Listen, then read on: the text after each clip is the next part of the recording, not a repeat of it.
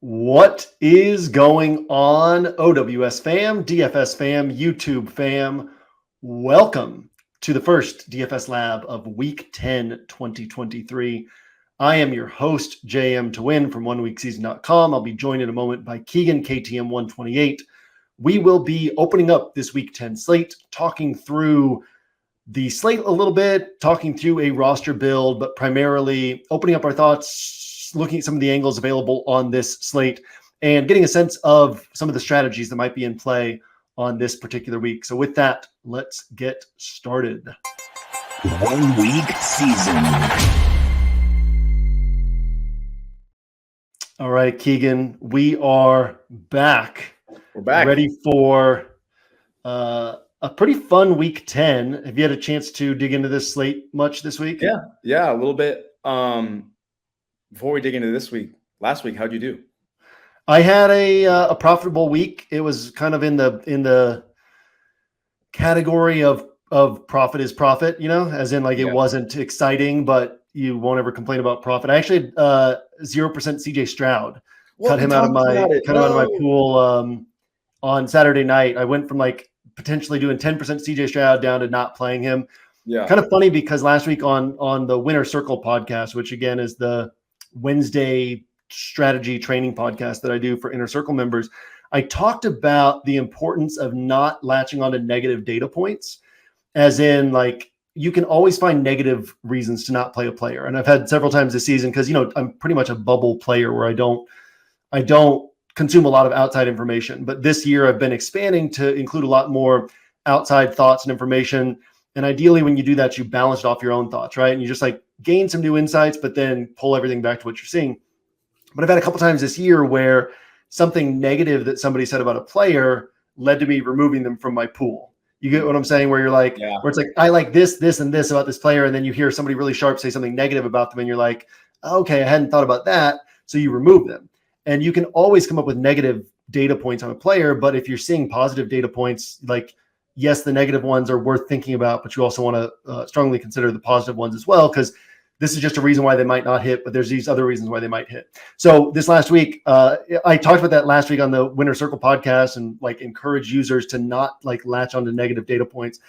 And then Saturday night, like I kept looking at that Bucs Houston game. I was like, man, this game could shoot out, And then I was looking at it. I was like, man, Tampa Bay had allowed a touchdown on 25% of red zone trips. And the second best defense in the NFL was like 45% of red zone trips.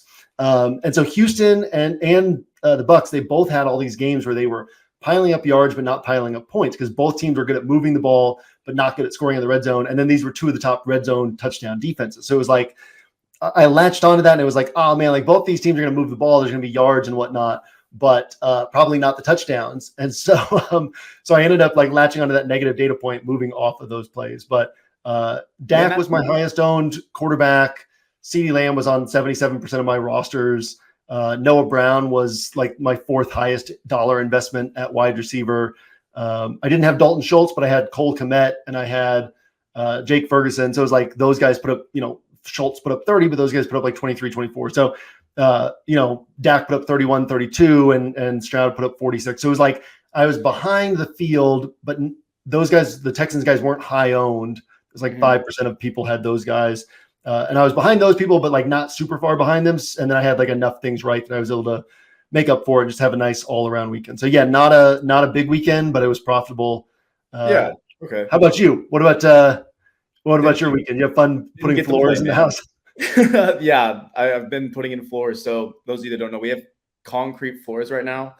And we're like renovating this house. And I don't know if anybody is watching has ever put in flooring, but it's like so super difficult. You have to like get measurements and everything. You have to cut the pieces and definitely more of a project than I thought it would be. Yeah, I can imagine that. So you guys are getting rid of the concrete floors? Yeah, man. We're getting rid of the concrete. We have to take all of the baseboards out and lower them so it's like level with the floors that we're putting in. Yeah, the I feel like the hardwood is a little bit more homey than the. Yeah, definitely. It makes the whole house look like so much cleaner. And we also didn't, when we painted the house, we didn't put in like stuff on the floor. So just paint all over the concrete. Also, not that Miles is still like falling down, but still like having concrete floors with we've got concrete stairs out front, and I'm always terrified of the kids falling down those. I feel like concrete floors would be we started with his room actually. So okay, nice. Yeah. Nice. Anyways, shout out to Poppy for getting down on his hands and knees and putting flooring in at 70 years old. Dude is a G for that one. Appreciate Dude is a G. Shout out to Poppy. Poppy can probably do more pull-ups than I can. He talked about that when we were doing it. That's hilarious. That was a little side tangent there, but man, I was really hoping that you played the Houston game a little bit, just because we talked about it and we looked over the stats and how like projected passes like 7%. Oh, you're right. Like almost 8% pass rate over expectation against the Bucs. Was that what we built on Wednesday last week? I think so. Yeah, or Thursday last week. Okay. Yeah, we had talked about that. I know that either this last week or the week before, we built a Texan stack on the show. It might have been last week, but yeah, we definitely talked about. Yeah, I mean, it was like, and that was the thing. That was why I was on Noah Brown and didn't have Nico Collins, which worked out. And then I really wasn't thinking about Tank Dell. And then on Saturday night, I was like, oh, I should throw in Tank Dell. And then I was like, no, I'm just going to go with like no Tank, no Nico, throw it all in on Noah Brown. That actually almost worked out because Tank Dell got he had 114 yards and 2 touchdowns, but a bunch of those yards and the second touchdown were on that last drive. But yeah, without that last drive, I would have had a pretty nice shot at killer week.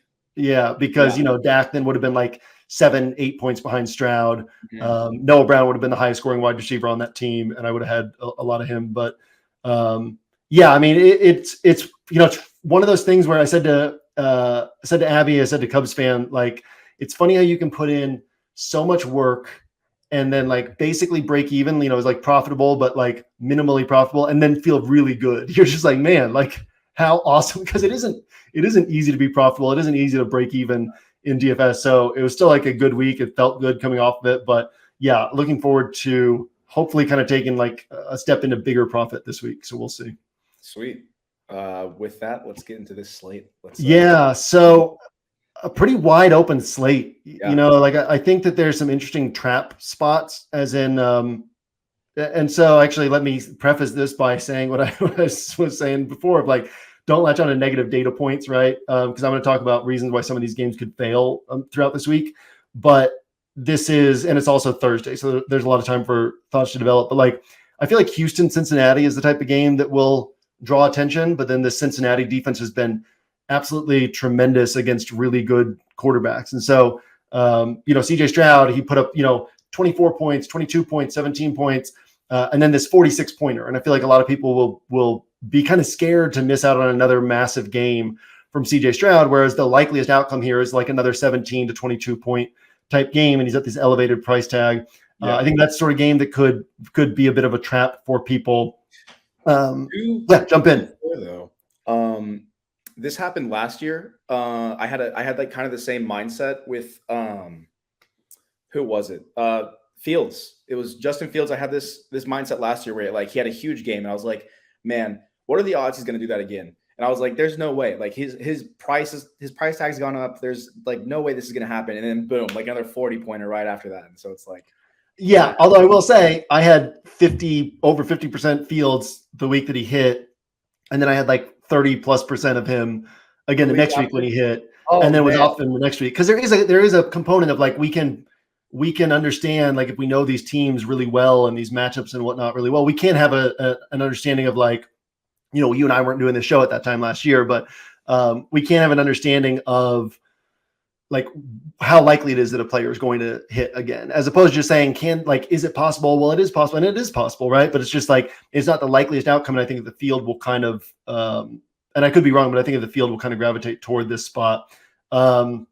Detroit and the Chargers are a really interesting one because people love stacking Chargers games, and Chargers games fail for people so often, and yet people continue to go back to that. And, Detroit had this recent game against the Ravens where they gave up 38 points. So it's like, oh man, the Detroit defense isn't that good. I feel like that could be kind of the mindset. Now, this is a game with a really broad range of outcomes. It definitely could shoot out.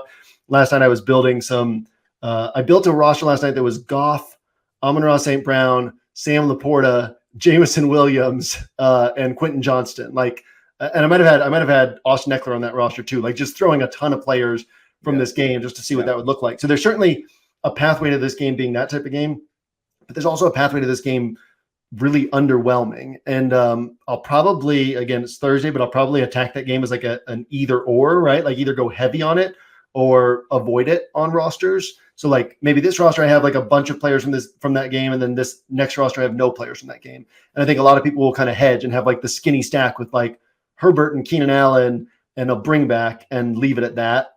You got thoughts on that?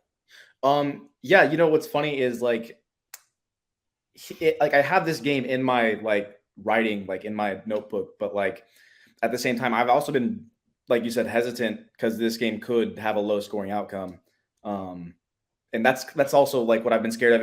And what you just said basically is like, if this game is to go off, you probably should have a lot of pieces on there.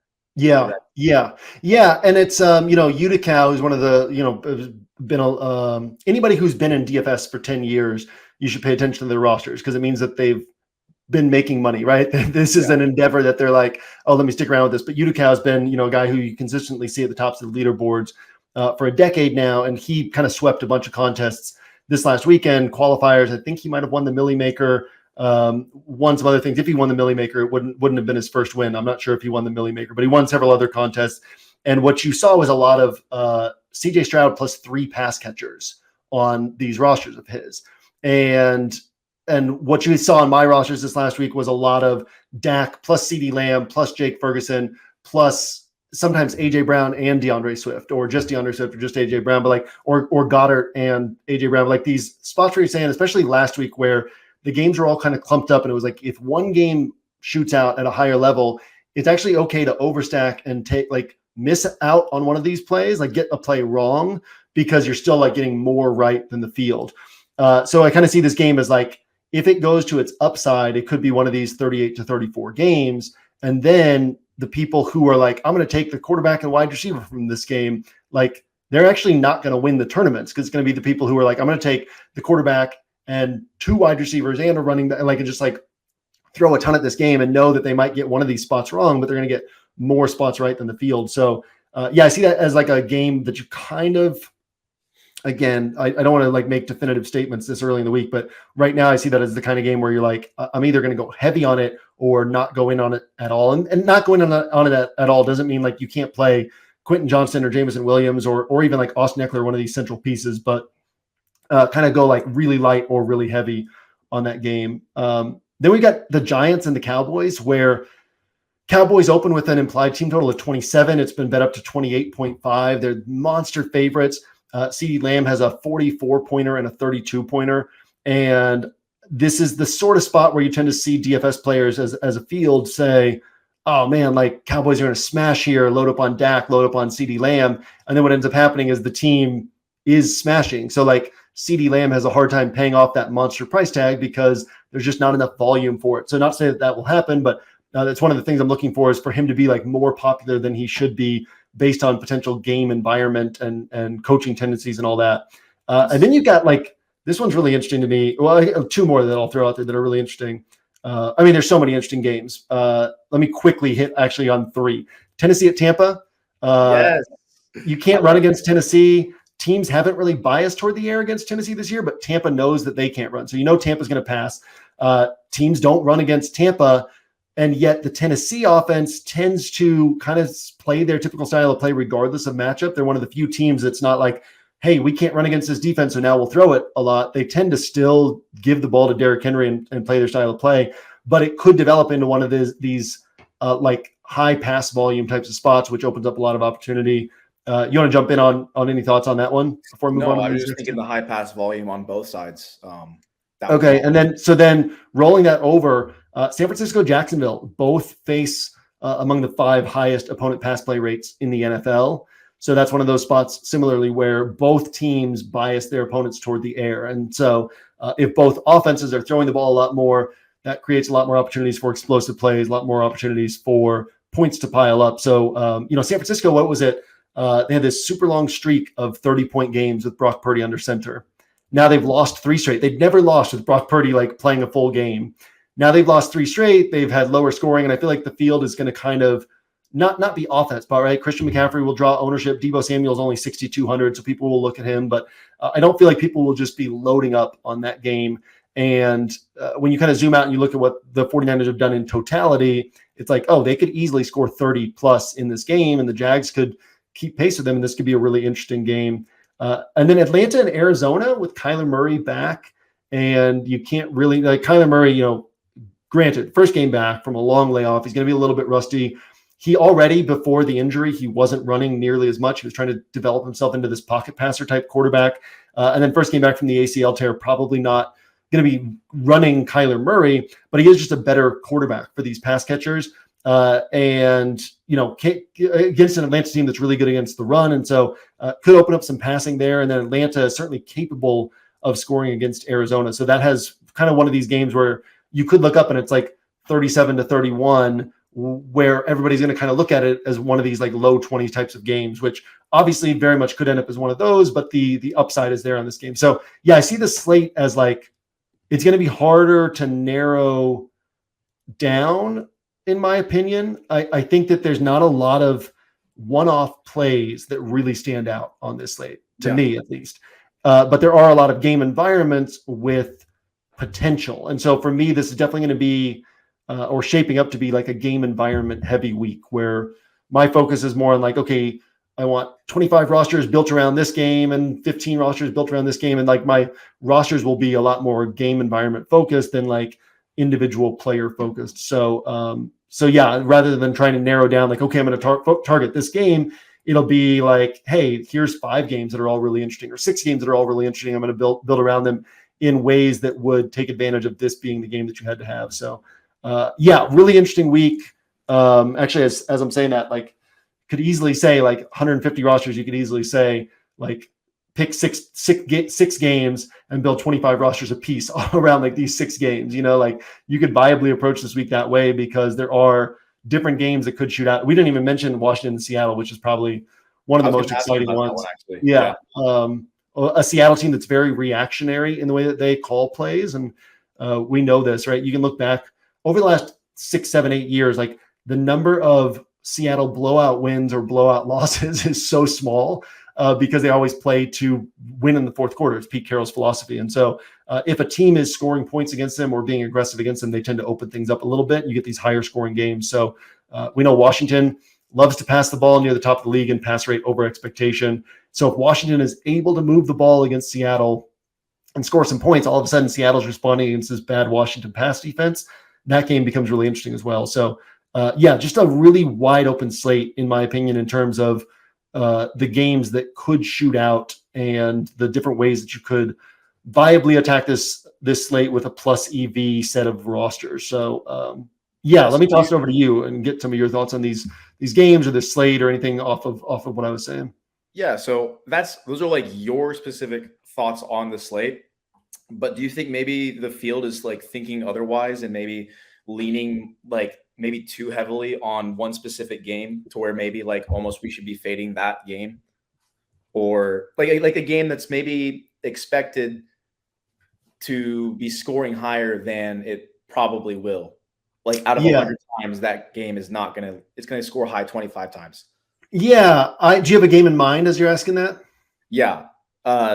Giants, Cowboys. Okay. Yeah. That would be probably the game that I would be most likely to stay off of. And every sharp DFS player has a different approach. And for me, I'm almost never going to avoid a game, or unless I'm making a mistake, I'm almost never going to avoid a game or a player just because they're popular. And because I want that to be part of my process, I typically don't know who is going to be popular until tomorrow morning. Friday morning is when I first open up ownership projections for the first time. And really, again, that's not a heavy part of my process.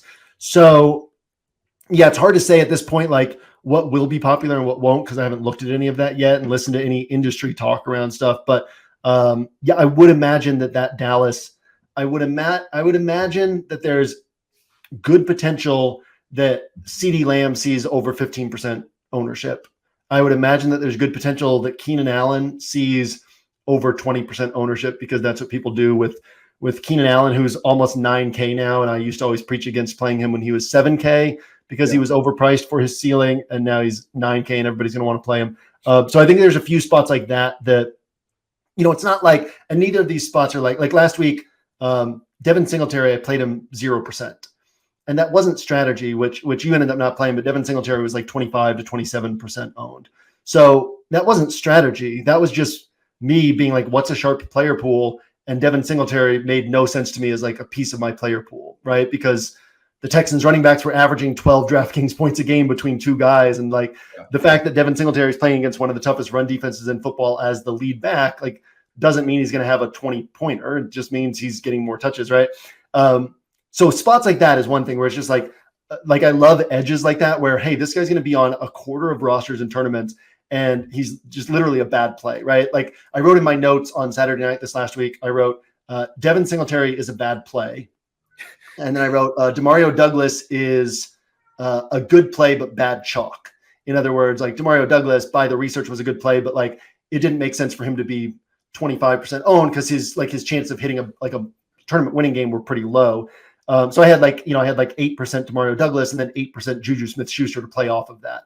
And then a bunch of Noah Brown to be like, hey, who could significantly outscore Demario Douglas?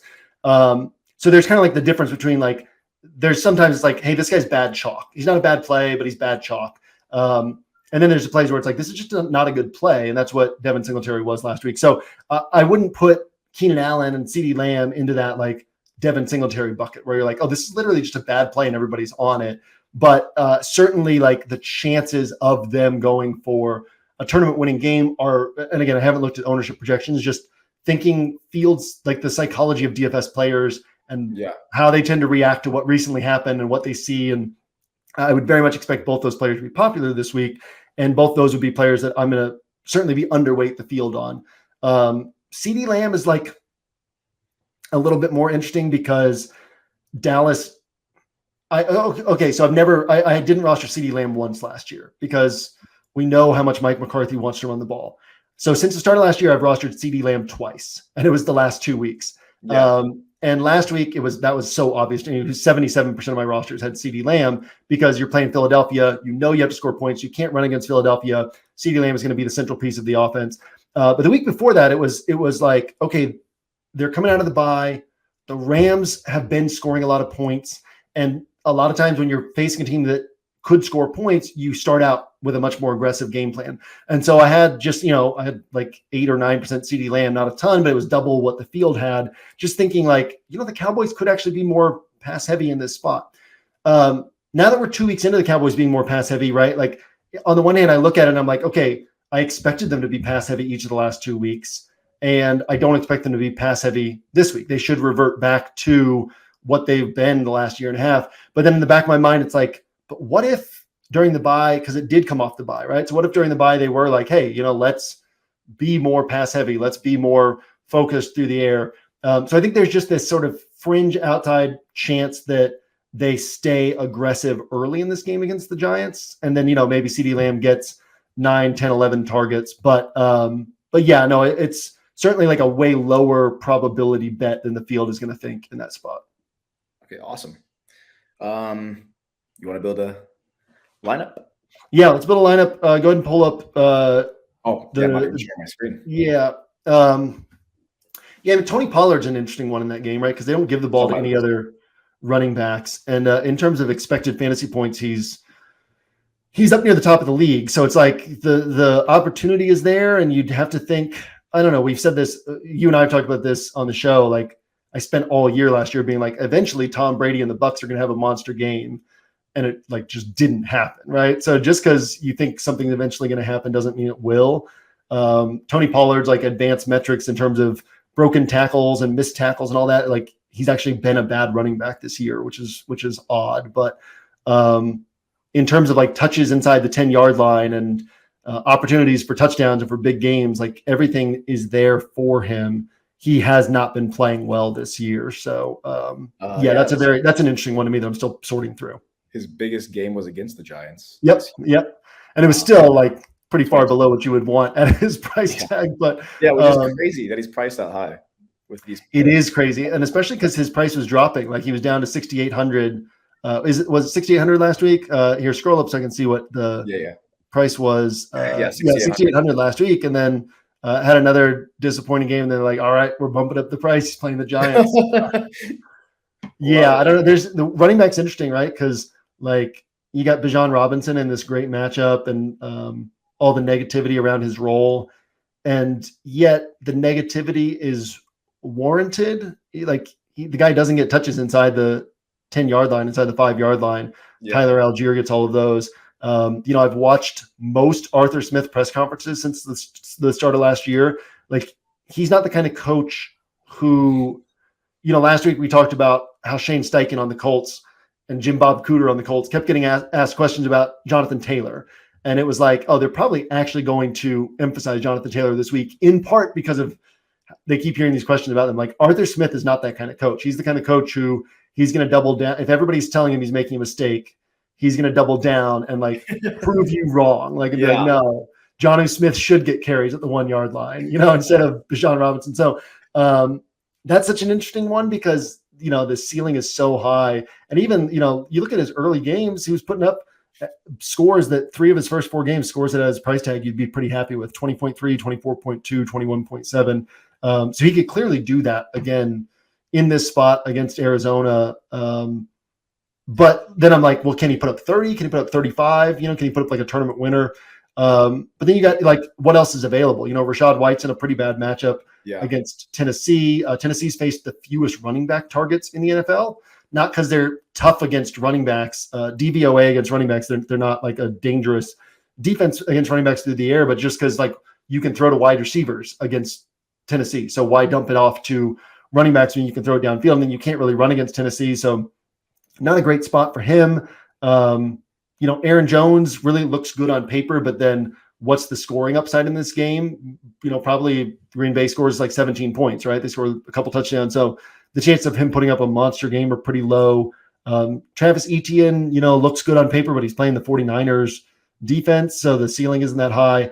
Eckler should get a lot of targets with no Josh Palmer, no Mike Williams, but he's playing the Detroit defense, so the chance of him putting up a monster game aren't that high. So it's just like running back kind of across the board is this muddled mess of like guys who look pretty good, but nobody looks great. So I could either have like a really, really, really small running back pool this week or like a really big running back pool this week. Yeah, my running back pool is actually quite small. I haven't necessarily written down any cheaper guys yet, just because like I haven't done enough. No, I really haven't either. But Najee Harris is interesting. I mean, he's 4,900 and he's actually looked good. But that Jaylen Warren's going to get like a chunk of the touches, right? It's not like Najee Harris can put up a 30-pointer, or his chances of that are pretty low. It's kind of the one guy who stands out a little bit among cheaper guys to me. I did a practice run in the Bink machine on Tuesday night, and my pool of running backs was 3. I had 3 running backs. I had 3 running backs in my pool. But then I was going through like building some practice builds last night, and like I was expanding to like 8 or 9 guys. So it's like it's an interesting week where you could literally just be like, let me pick 3 guys. Like Joe Mixon's not going to fail because he gets so much usage, and hey, he gets so much usage that he could finally pop off for one of his big games.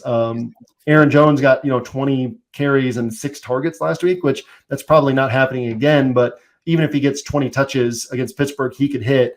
I think my pool was those 2 and Christian McCaffrey. But then like last night, it was like I was building some rosters with Austin Eckler. I was building some with Pollard. I was building some with Etienne. I was building some with Bijan Robinson, building some with Rachaad White. So it's definitely like it's pretty tight, here at this running back pool, where it was like I felt like those 3 that I said were like a little bit ahead of the other ones, but then you're like, well, they're not really that far ahead of them. So maybe it's just a week for a broad pool instead of a tight pool. It's a weird week. Yeah, definitely to me, I think running back feels like a barren desert this week when it comes to finding gold. Yeah, well, that's the other hard thing is you're like, who among these guys is going to put up a 30-plus point score? Yep. So you'd rather save that salary for wide receiver. And but then also you don't want to like take the guy who gets 11 points, right? Like it's almost better to overpay and get 22, 20. Like, look at Christian McCaffrey's game log. You throw out the 50-pointer and you're like, what are you paying for? 28, 25, 22, 14, 23, 29. Like, if I'm spending 9,200, I'm like 29 points. That's always a solid score. But like, you'd like a lot more than that. 40. Yeah. And that's what we used to pay for Christian McCaffrey or like the Cooper Cup 2021 season where he was this price tag, but it was like, well, he's putting up 30 at minimum every week and he has these 40-point weeks, right? And it's like Christian McCaffrey's more like 20 to 30. And even going back to last year, since he joined the 49ers, he's got a 34-pointer, a 40-pointer, this 51-pointer from this year. Everything else has been under 30 points through, basically a full season's worth of games now on the 49ers. So yeah, you almost kind of overpay for the solid score or you hope to strike gold. But also let's go over to wide receiver, right? Because if you say like, well, I'd rather pay up at wide receiver, but then you're like, okay, Keenan Allen, let's not even get into that. But the chances of him putting up a 30+ point score are just fundamentally low. I feel then Jamar Chase has the back injury. We don't even know if he's going to be playing. If he is, like, who knows how effective he'll be. CeeDee Lamb, we already talked about that with like the game flow doesn't really work in his favor. Amon-Ra St. Brown is kind of like OG Keenan Allen in that like he hits for ceiling more often than Keenan Allen used to, but it's still like you're really paying for this. The fact that it's 19, 18, 22, 16, 26, 19, like it just looks so good when you look at it because it's all kind of high teens, low 20s, but it's like he's not getting you these 35 to 40 point games, not putting up Justin Jefferson, Jamar Chase, Tyreek Hill ceiling games.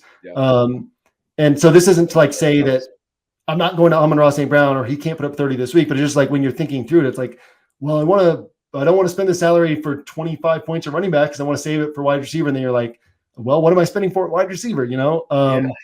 And then, Mike Evans got the ceiling, but the inconsistency, Brandon Ayuk has the ceiling, but the inconsistency, DK Metcalf, like you get into that group of players. And that's one of the reasons why I think this is a good week for game focused bets. Cause then instead of like thinking from that angle, you can instead say, well, I'm going to stack the 49ers. And so I'm going to play Ayuk and Debo and Purdy and not worry about like the math on these plays and just say like, I'm betting on this offense blowing up. And then you build another roster where you're like, I'm betting on this offense blowing up, because then kind of takes some of this thinking out of the equation and just gets you on to the spots that could end up hitting. Like, I don't want to play DK Metcalf as a one-off play because he's not good on paper, a good play, right? Like, I think he has one game with Geno Smith since the start of last year of 28 points, and that's his best game with Geno. This is a high price tag to pay for a guy who's hit 28. That's what I was thinking. Oh my God. But then it's like, well, but he can, and so then if you play it in a game environment where you're playing Geno or you're playing Howell and you're playing McLaurin and you're playing Logan Thomas and you're playing DK Metcalf and Jackson Smith and Jigba, then it kind of starts to make a little bit more sense. So yeah, it's not many one-off plays really stand out to me this week, but a lot of game environments stand out as high potential game environments. DeAndre Hopkins stands out as a one-off play because there's going to be some passing volume, and Will Levis has really latched onto him. Yes, I love that. I have him on my my paper, and I was actually really looking at that game environment specifically. I'm kind of like heavily towards that game right now, but what do you think about Vikings Saints game? Probably one of the lower shootout probabilities on the slate. And then even if it shoots out, you've got Derek Carr getting touchdowns stolen from him, Alvin Kamara getting touchdowns stolen from him. I look at it as, it's definitely in the bucket of like interesting games, but against, and let's say it like this, right? Like Minnesota and New Orleans players, they don't know that there are 6 more interesting games on the slate than theirs. And so they're like, okay, so we just won't outscore those games, right? Like, so the chances of this game outscoring all the other games on this slate are really low, but like it still is within the realm of possibilities. So that's been one that, I would guess similar to you, where it's been like, oh, this game is actually kind of interesting. But then I don't want to sink like a bunch of rosters into a game that has only thin pathways to hitting when you've got all these other games with like much higher pathways to hitting. Did you get to watch any of the Josh Dobbs miracle comeback? Yeah, I saw So some highlights, man. That was awesome. I was like, I'm gonna shave my eyebrows and my head and be.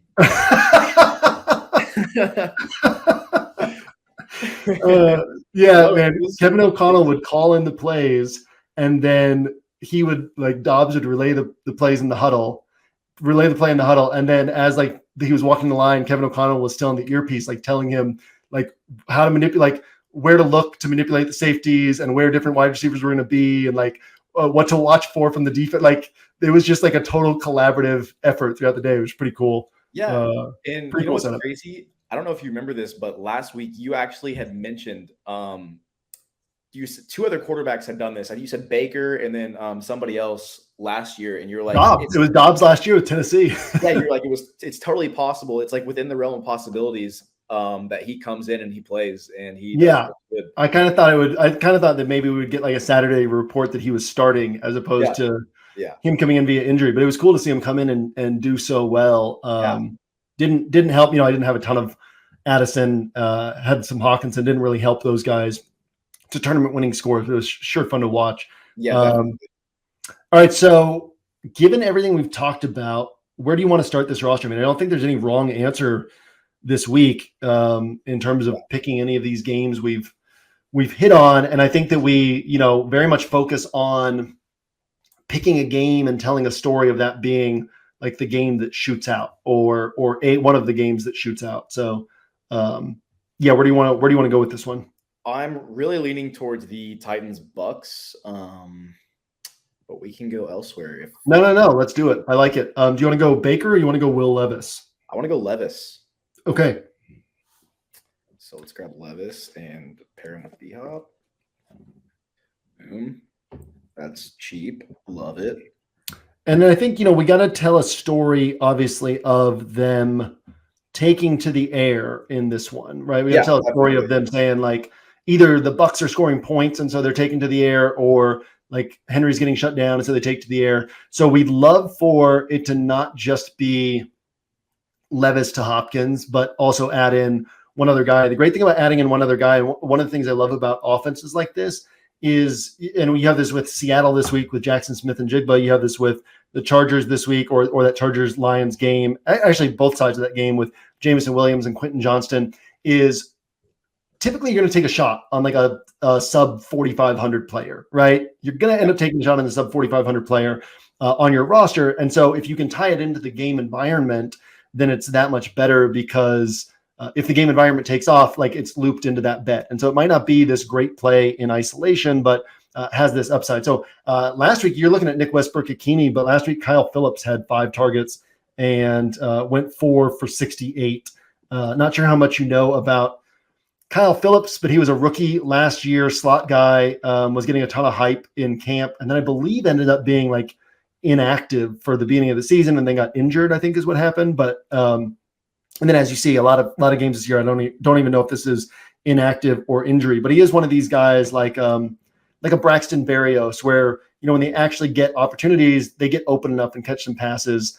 So Kyle Phillips is interesting. Chig Okonkwo is interesting. I think he's seen like 4 to 6 targets each of the last few games. I built a practice build with Chig Okonkwo last night. I think he's a viable tight end play this week. Let's see, 4 targets last week, 6 the week before, 4 the week before that, 9 the week before that. So it kind of sucks that his points don't correlate with the amount of targets he's getting. But because of that, people aren't going to play him. You know what I mean? Yeah. And so it's kind of the spot. I mean, we saw Chig last year hit some big plays, and he's certainly capable of working downfield and picking up big gains. So, and he's 3K, so it's like a lot of people are going to take shots on cheap tight ends that don't hit. So if he's our cheap tight end who doesn't hit, we're even with all those other rosters. But if he hits, it's part of this game environment going off. And so he ends up being a really nice play. So, I would be fine with honestly any of those 3. Nick Westbrook-Ikhine. I haven't looked at his snap count from last week, but in fact, I guess I could do that right now. Any thoughts on those guys? Yeah, I definitely want to play one of them in this game environment. Like we said, we want to be really heavily in a game. that we're going to play. So I just don't know which one I want. He had 1 target last week, 2 targets the week before. Who's this? Nick Westbrook-Ikini? Yeah. Okay. So maybe we'll go with. So Kyle Phillips only played 22 out of 74 snaps last week. Chig Okonkwo played 54 out of 74. He ran a route on 40 out of 49 pass plays. He ran a route on 40 pass plays. Hopkins ran a route on 42 pass plays. Treylon Burks was next up with 27, and obviously Treylon Burks injured this week. So yeah, I mean, definitely, it's like Chig and Hopkins are the lead dogs in terms of being involved in the passing attack. So I don't think we can go wrong with that approach. But then, also Nick Westbrook-Ikini has the downfield role, can hit for big plays, going to see low target count, I'm sure. But you could justify playing that play. I do think it's interesting too to pay attention to Levis, new quarterback. Who's he comfortable with? Who is he throwing to? Obviously Hopkins as the alpha, but looks like Nick Westbrook-Ikini and also Treylon Burks when he was in weren't really seeing targets from Levis. So I like this setup right here. And obviously we save a lot of salary too, right? We have a pretty wide open opportunity before us and how we want to play this. Which I feel like we definitely need with the running back position. Yeah, I mean, this gives us the flexibility to go. I mean, depending on what we do here next, but we could end up having the flexibility to go Eckler and Christian McCaffrey. You know what I mean? We'll have that type of opportunity, or Christian McCaffrey and Joe Mixon, Aaron Jones, Bijan Robinson, one of those guys. What do you want to do for our bring back here? Man, I was looking at Mike Evans, but what about Chris Godwin? So he gets 6, 7, 12 targets, 7, 11. I mean, he's getting consistently a decent amount of targets. Yeah, he's consistently seeing the targets. Obviously, the issue is not a lot of downfield work, not a ton of upside, but also just because we haven't seen it yet doesn't mean it can't happen, right? This is very much Evans and Godwin don't appear to me right now to be players, and I'm going to go out of my way to play as one-offs at their price tags because Evans has gone one game above 20.2 this year, and Godwin has gone no games above 22.4 and only one game above 17.8. So it's at their price tags, they're really not great plays. But if you're playing them as part of this game environment, you can kind of take price tag off, right? Because then you're just saying, we're betting on this game shooting out. And then it really doesn't matter which of these guys you play, because it could be Godwin who sees, Godwin has 1 touchdown catch all season. So all of a sudden he has a 2 touchdown game, and that's a totally different story in what his output looks like. So Evans had 145 pointer last year, I think it was, or was it it might have even been more than that. But yeah, he had 1 monster game last year. Evans has more of a downfield role. Obviously, targets are going to be lower. He has 3 games with 10 targets, and then his next highest game is 8 targets. Next highest game is 5 targets, 3 targets, whereas Godwin's going to see all these double-digit target games because it's a lot more short area work. But so what does Baker prefer to do? Does he like the short field, or I guess it's up to the coaches, isn't it? Really? No, I mean it's up to the coaches, it's up to the defense, it's up to Baker. But I would say fundamentally, we've talked about this, right? With Canales, the goal is for the entire offense to run through these 2 guys. So I would call Mike Evans the 1A in this offense and Chris Godwin the 1B. Yeah, I mean, let's throw Evans in here because Godwin could put up a 30-pointer, but Godwin can't put up a 45-pointer. Okay. Whereas Evans can put up a 45-pointer. So if we're going to bet on this game environment, we can bet on it in such a way that we're saying, hey, where could we get this monster type of output? Also, you could, if you wanted to go a different direction, you could build this roster with Trey Palmer and just say, fill in another one of these cheap wide receiver spots with a guy who, could hit for a big play. So Trey Palmer, 3 for 51 last week, 3 for 22 the week before, a few weeks ago, 2 for 47, speedy guy, downfield role. Not going to see a lot of targets, but he's only 3,200. So that's another way that you can kind of play this game. He's the number 3 wide receiver on this team. Not a lot of schemed work, but he's going to get a couple shots each game. But I like this setup for this one with the Levis, Hopkins, Chig, Mike Evans, And this kind of is it's a sense of what a lot of my rosters will look like this week, where or what I expect a lot of my rosters to look like this week, where it's more like, okay, let me pick a game, build around it, and build around it in a few different ways, as opposed to trying to isolate like top players on the slate. That said, we do now have to pick some players. So a couple ways we could do it. We could actually just pick a second game to focus on. Like we could say, hey, let's get Jackson Smith and Jigba and Terry McLaurin or something like that, right? Or Tyler Lockett and Jahan Dotson. We could pick another one of these games, pick a Lions and Chargers player. And since this is kind of a game environment type week, I don't mind approaching things that way. I think a lot of my games will have kind of correlated secondary setups, but we could also kind of just go a different direction and pick one-off plays. So what are you thinking here? I feel like if we're going to do that, maybe we should try and get Bijan Robinson. Okay. So if we do a second game, I would like to have him as one of our running backs. Cool. Why is that? He's cheaper, but he still has that ceiling possibility. Like you said, though, I mean, they haven't been giving him the touchdowns. Yeah, and who knows, right? Like, again, I've never sat down and had a conversation with Arthur Smith, right? But there is, you get to know these guys pretty well from listening to them week in and week out. And he is I love Arthur Smith, not as like, I wouldn't want him to be the head coach of my team. He's so much fun to listen to because he's always dunking on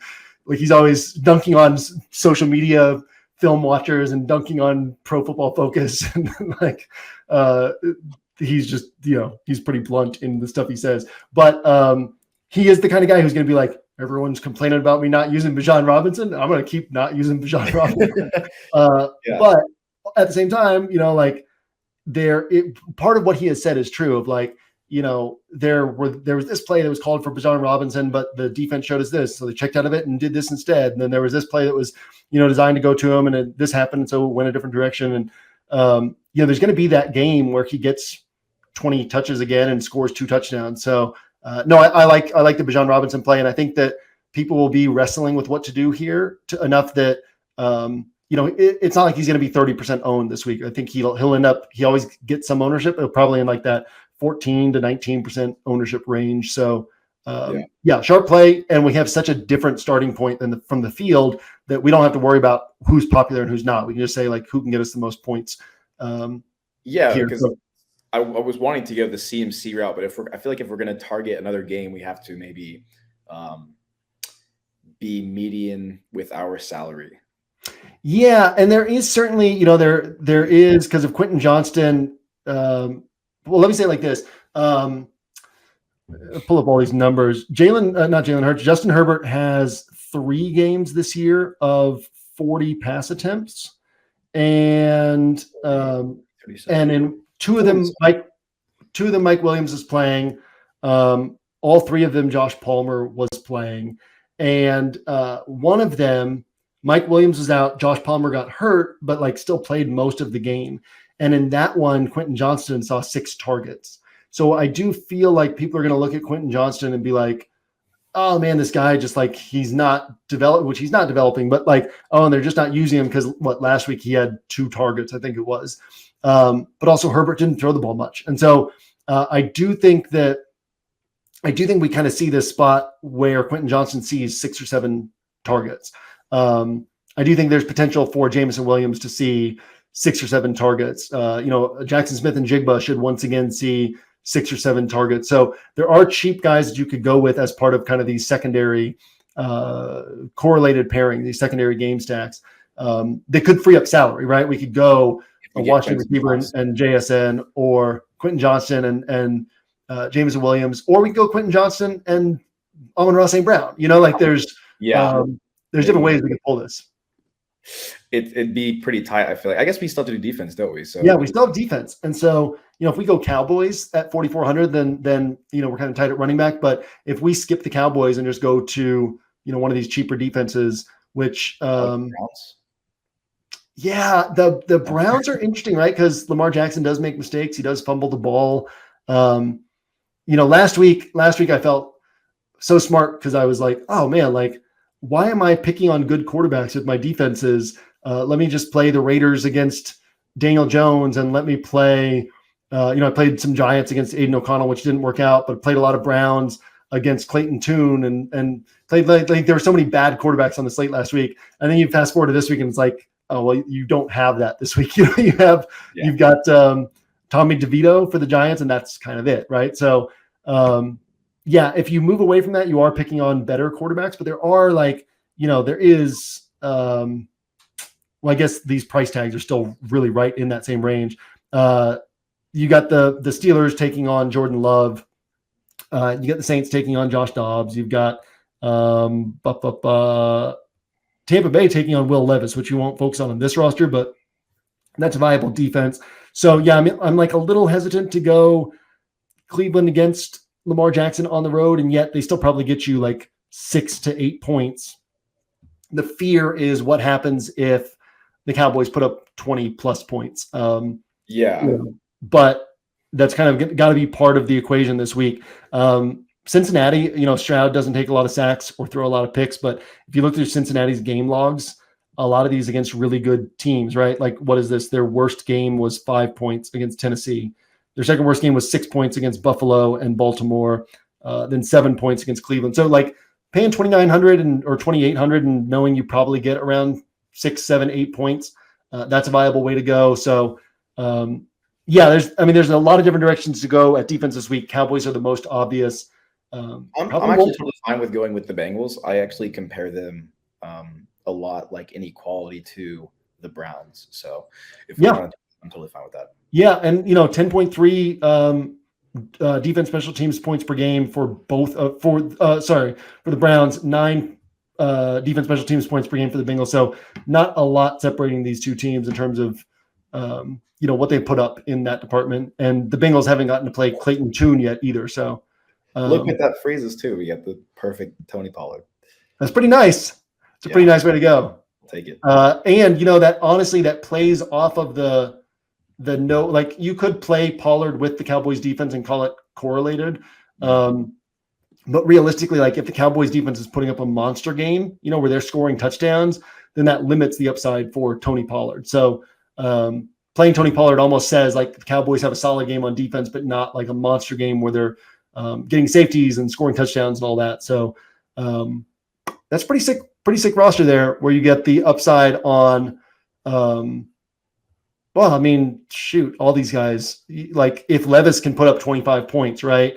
And then he's supporting DeAndre Hopkins and Chig. Could those three combine for 80 points? Yeah, they can. And then Bijan can score 25 plus, Pollard can score 25 plus.